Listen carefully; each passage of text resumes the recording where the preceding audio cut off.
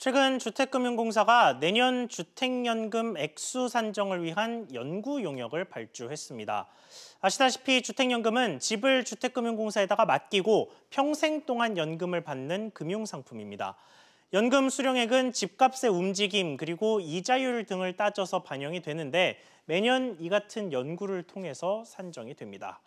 그런데 올해 이 연구 세부 항목 가운데 하나가 좀 독특합니다. 바로 인구 구조 변화에 따른 주택 가격의 하락 가능성을 검토해달라. 구체적으로 저출산과 고령화가 주택 가격에 미치는 영향을 분석해달라는 내용이 새롭게 포함된 겁니다. 한번 신청을 하면 평생 동안 받는 연금이다 보니까 부동산의 장기적인 가격 변화가 중요한데 고령화에 인구까지 줄면 집값이 변하지 않겠느냐, 정확하게 예측을 해달라 이런 뜻입니다. 그러면 인구가 줄면 실제로 집값은 어떻게 될까요? 아직은 우리나라가 인구를 줄이는 상황이 아니다 보니까 떨어진다, 안 떨어진다 의견이 분분한 상황인데 각각의 주장들을 한번 좀 짚어보겠습니다.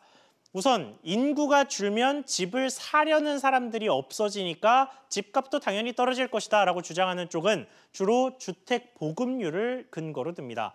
지난 2010년부터 이미 100%를 넘겼고 2017년까지 꾸준히 오르고 있다 보니까 앞으로 인구가 줄면 빈집이 더 늘어날 수밖에 없을 거라는 얘기죠. 실제 지난 2008년 이후 꾸준히 감소세를 보이던 미분양 주택 현황도 2016년부터 거의 멈춰선 상태로 오고 있습니다. 이 점도 미분양이 앞으로 계속해서 늘어날 수 있을 것이라는 주장의 근거가 되고 있습니다. 자, 그렇다면 반대쪽의 가장 중요한 논리를 보겠습니다. 세대수가 가장 중요한 논리인데요. 지난 2009년부터 우리나라의 인구수 그리고 세대수의 변화 추이입니다.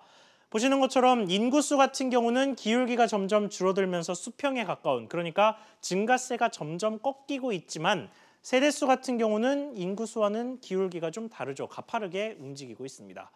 결국 인구가 줄어들어도 세대원이 쪼개지면서 각기 다른 집에 살기 때문에 집을 사려는 수요는 인구에 비해서 덜 줄어든다라는 얘기입니다. 이렇게 상반된 의견 살펴봤는데 어쨌든 인구 구조 변화는 내년 주택연금 수령액을 결정지을 큰 변수로 떠올랐습니다.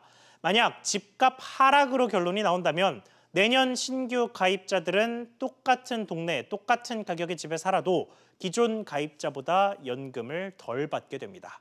앵커 리포트였습니다.